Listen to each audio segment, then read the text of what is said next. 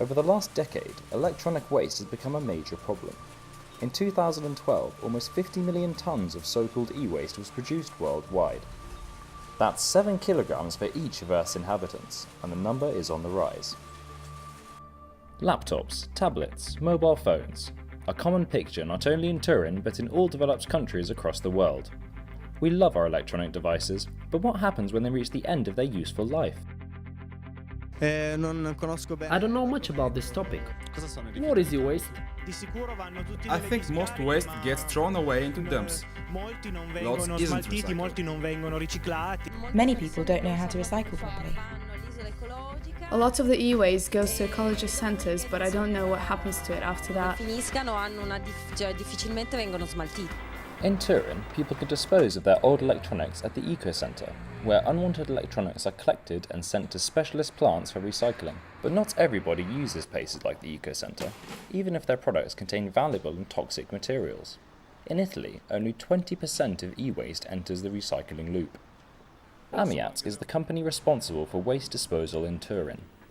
For Head of Communications Roberto Bergandi, recycling e-waste is not only about the environment. Recycling is obviously good for the environment, but as well as the environmental benefits, there are also economic benefits that can't be overlooked.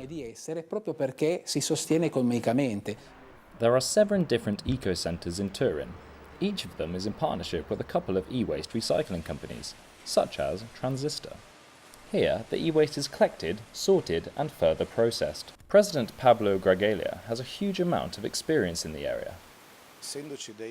Because of the complex composition of e-waste, the disassembling process is far more complicated than conventional recycling processes. All materials must be separated in order to be recycled and processed properly.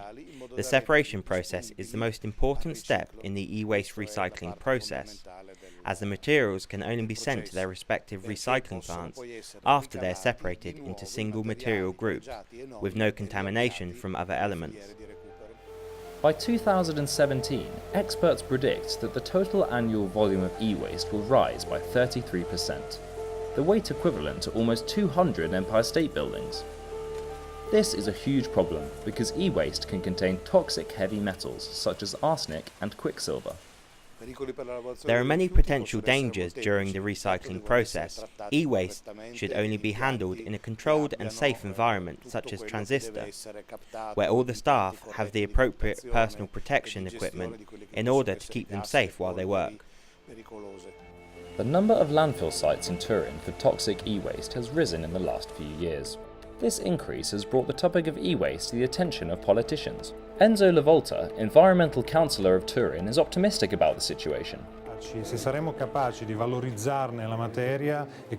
If we could spread the word about the value of e-waste both from an economical and environmental point of view to the citizens, I am confident that we could gradually minimise the collateral negative environmental impact. Sempre progressivamente meno e quindi saremo capaci di ridurre questo impatto ambientale che è assolutamente negativo. Complex electronics can contain up to 60 individual elements from the periodic table. A chip in your smartphone can utilize up to 62 of these elements, some of which are extremely rare, finite in number, and irreplaceable with a substitute material. With this in mind, what can we do to help the situation? There could be 2 possible solutions. The first one is a designated European law, which will ensure that all electronic devices manufactured can easily be dismantled. The second one is educating the citizens from a young age about the dangers of e-waste, in order to urge them to recycle properly.